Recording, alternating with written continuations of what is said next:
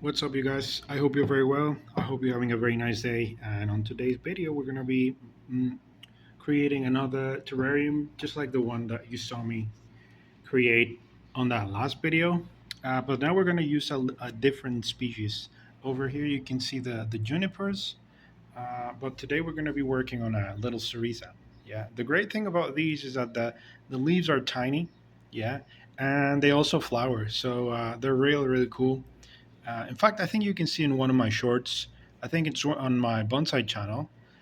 You can see that I created the little forest as an accent plant using these cerizas, and you can see other videos of me working with these right here on this channel, Visuals on Musgo. So if you haven't subscribed, please, you will be really helping me out if you did.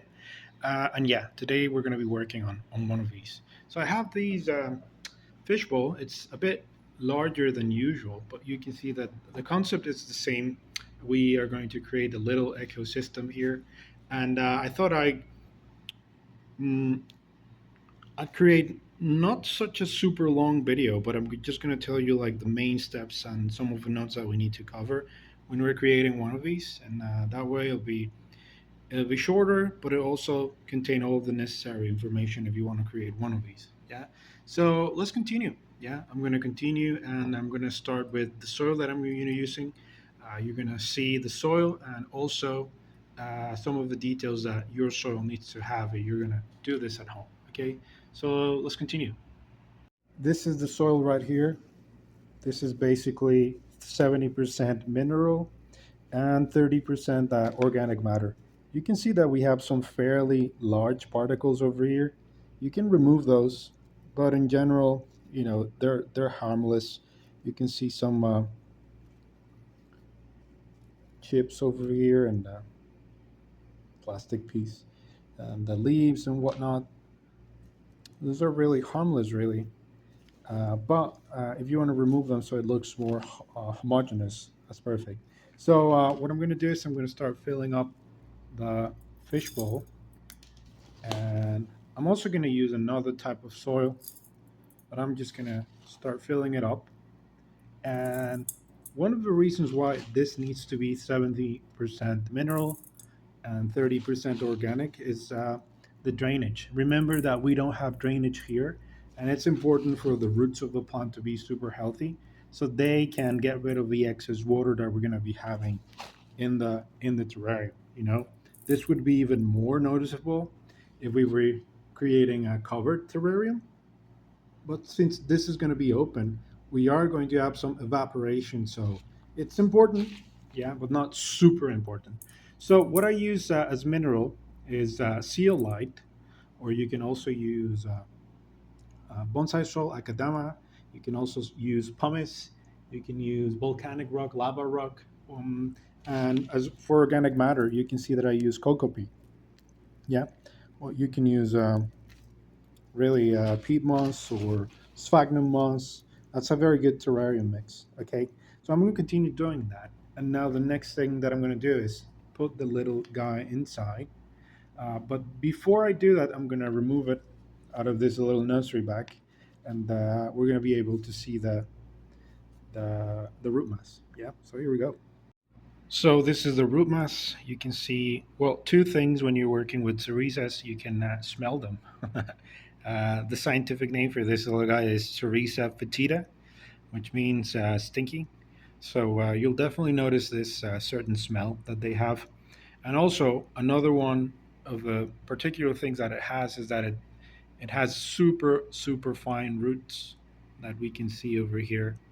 The soil it's planted in, it's this regular black gardening soil, which is good for nutrients, but really you have to be watering it very, very frequently because this dries up immediately in the sun.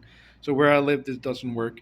And, the bonsai soil is going to be super, super beneficial for this little guy.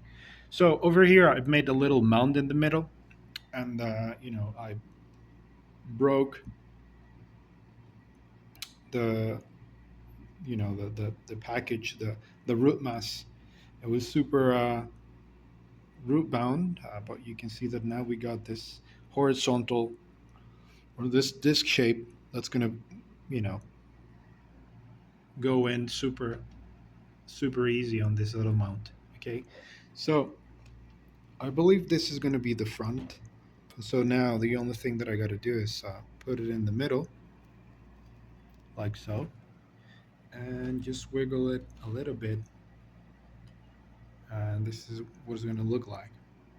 Yeah, look at my hands.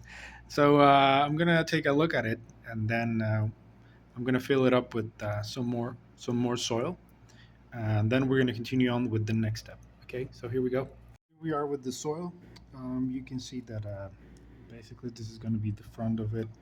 And now, very important concept that it's also covered in bonsai. You gotta, um, you know, push the soil in to the roots, yeah, to the root mass.